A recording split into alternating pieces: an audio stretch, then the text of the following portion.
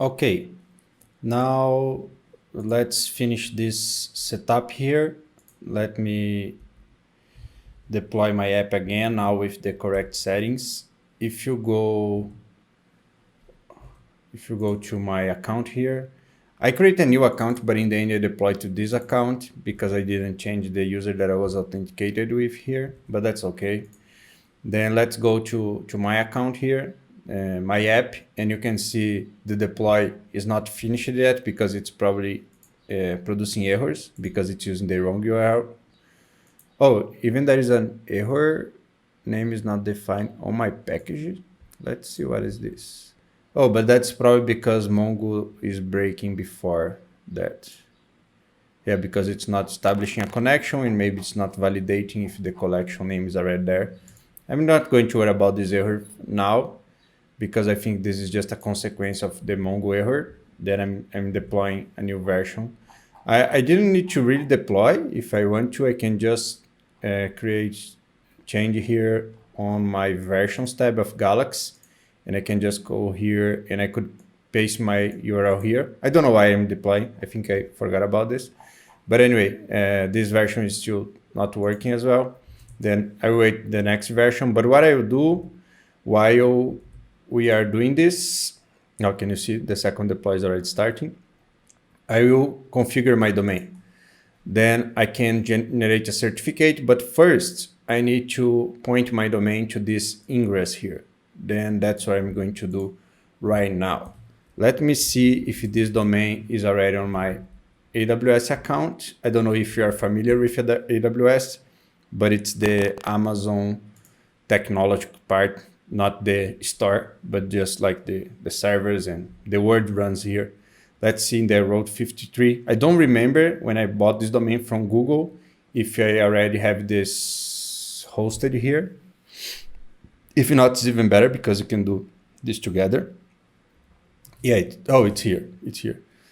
Okay, but I think I bought this from Google. Then let me try to find my Google's domain just to show you how is this like the first step. The first step is to buy a domain. Then you go here and you pay it, and that's it. But then the next step is to choose where is going to be our DNS provider, like which servers are going to respond when your domain is accessed. Then if you go to manage here, I did this a few months ago. I'm not sure. I just name record. Maybe DNS here in the left. Let's see. Yeah. Here is where you get the domains from Amazon. And how you do that? When you create a new hosted zone here in this product that's called Route 53, you create a host zone. And then in the last step here, it's going to provide to you this list of the NS, the name servers. Then if you go to your already created one, you can also see the same information here. Then you just copy these name servers from here to here, or to, like, if you're a Brazilian, you can register .br and then you go to register.br and you can also put the same information. Or if you use GoDaddy to buy your domain, like any domain, then you don't need to manage your domain in the place that you bought your domain. And that's what I do. I just manage all my domains. You can see I have 25 hosted zones here. I manage them on AWS because I prefer. Then it's the same that I'm going to do here. And now I even realized that I already did this name, the www one, to the ingress. But I can delete this record. Then you can do it together one more time. Okay, let's create the record. It's simple routing. And then we can, it's different. This, like, AWS changed this a lot recently. I'm kind of lost yet. But one of the options, I don't know why the order is wrong, because I want a CNAME. Then I need to choose first here, and then I need to go back here. Then I need to put the ingress here. It's important to remember the region. I select the US region. Then I need to use the US ingress. That's just the way when you go to www.howtocreateanapp.dev, and then AWS knows that www needs to go to this location. And that's it. Then you define the record, create the record, and that's it.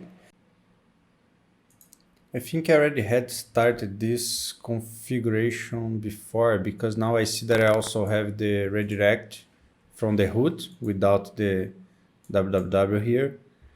And then let me see what I can do here. Let me go to Galaxy again. Let me scroll up, scroll up, scroll up, scroll up, scroll up. And then let's go to settings and let's see if this is working. Let's try to generate the certificate, because if the domain is correctly pointing to Galaxy, then I will be able to generate the certificate. Let's see. Also, I remember that I forgot to allow connections from one IP. On Galaxy, you can also get a list of the IPs, but in this case, I want to allow from anywhere. And that was also going to break my deploy anyway. Then I'm going to change this as well. Let's see here. Oh, it's working. Then I already had this set up there, and just enable the SSL. My app is still not working because I have this problem with my MongoDB because the connection was not accepted, but it's pending.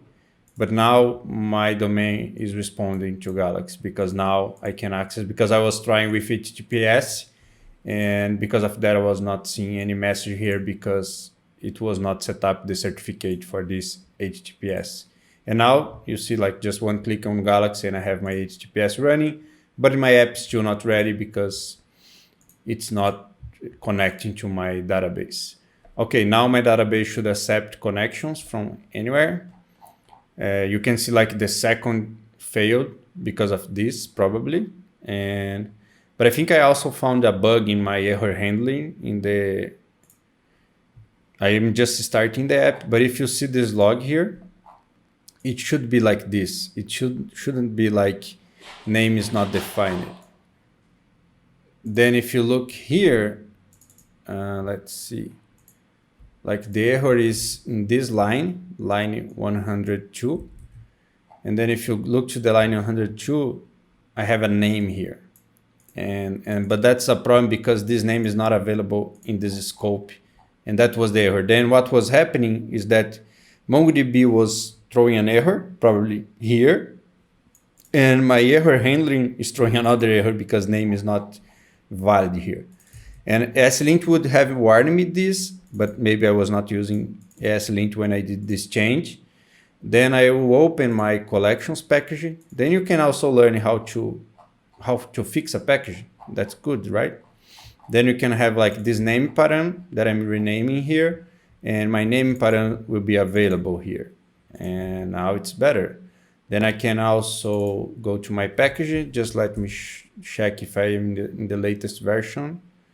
I have a branch here, React refresh, not sure. Let me go back to let me drag this a little bit because maybe it's on my face, but I just went to master.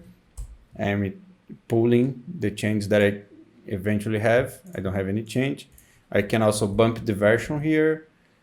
And let's see, version 1.1.0. But let's first check if this is working fine. I'm publishing the new version of this package. That is very simple to publish a Meteor package, like just do Meteor publish, and that's it. The first time you do Meteor publish -- create. And this is a Meteor package, not an npm package, because I depend on another Meteor package. Then it's easier to just use Meteor packages for this case. Then I will put like this version fixes small issue on error handling. Okay, then I can commit and push, and push. And at least the next time that I get a MongoDB error in my package, it's not going to cause this namey weird error that you see in the console.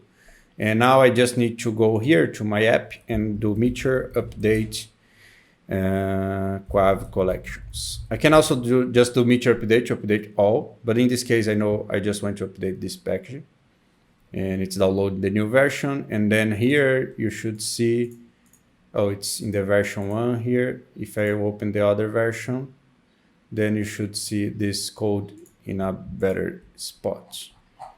Yeah, name param. Okay, then at least the error should be better, but I don't expect to have errors anymore.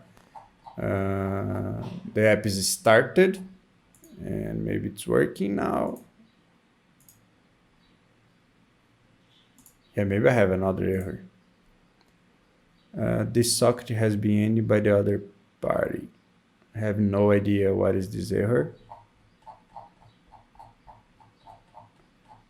It's funny because I was never recording and it's always worked the first time when I deploy an app. And now that I'm recording, of course, it's going to break.